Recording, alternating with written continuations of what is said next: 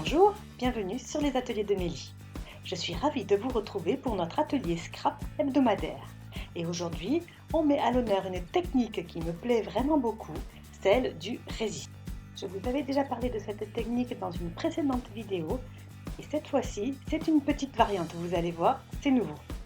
Pour illustrer ce tuto, j'ai utilisé le tampon Fleur pour toujours de chez Stampin' Up avec cette très grosse fleur de cerisier qui est magnifique. J'ai également utilisé des feutres Stampin' White ainsi que du papier aquarelle. On va commencer tout simplement à appliquer de l'encre sur notre papier aquarelle à l'aide du marqueur.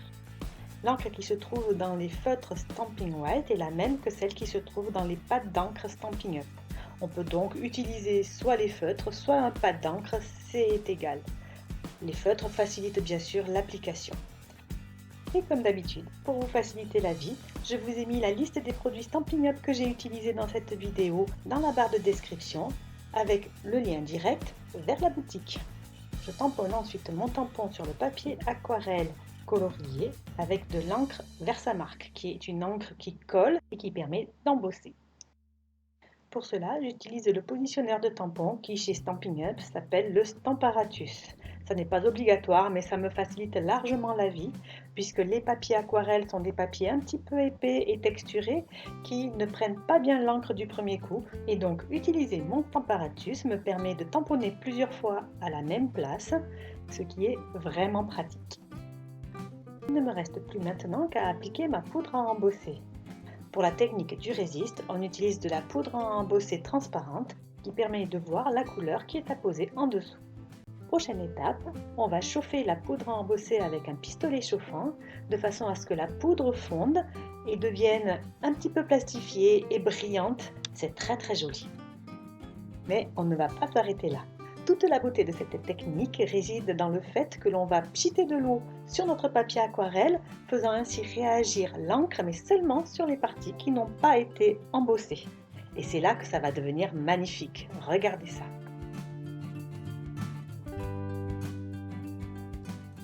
Tant que je trouve le projet un petit peu foncé, je continue à mettre de l'eau et à sécher avec mon essuie-tout jusqu'à ce que le résultat me convienne.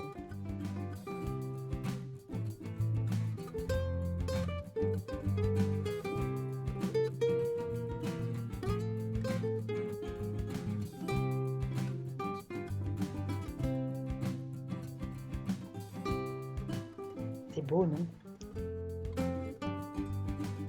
Allez, je vous remontre encore la même technique, mais cette fois-ci avec un dégradé. J'ai pris 3 teintes de rose, du plus clair au plus foncé, et j'applique mon encre sur du papier aquarelle, comme tout à l'heure.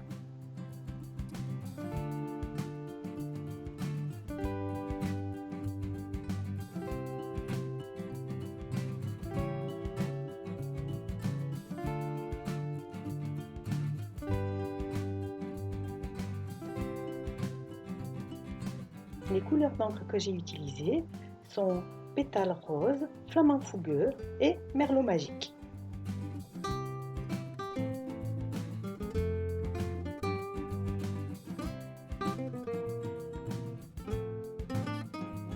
Je ne vous l'ai pas dit tout à l'heure, mais il faut vraiment attendre que l'encre soit vraiment sèche sur le papier aquarelle avant d'embosser. Sinon, l'embossage ne sera pas précis et ne sera pas très joli.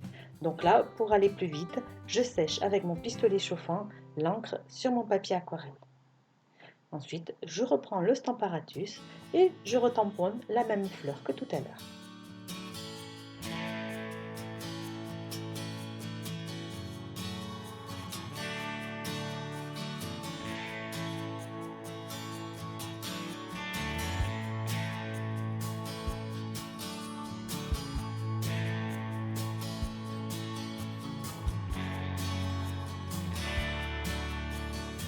On applique la poudre à embosser transparente, qu'on récupère ensuite dans un morceau de papier pour la remettre dans son pot, et on chauffe pour faire fondre cette poudre. C'est toujours un petit peu magique, c'est un moment que j'adore.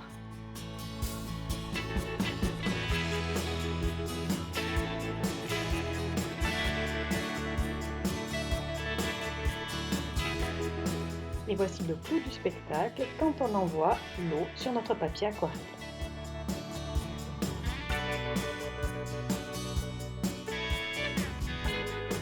Stupéfiant, non?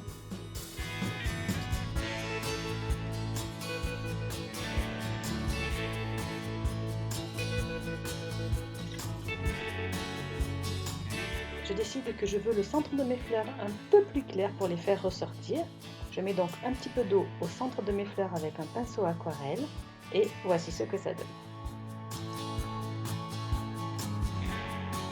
Je termine en déposant un petit peu d'encre sur le bord de mes feuilles.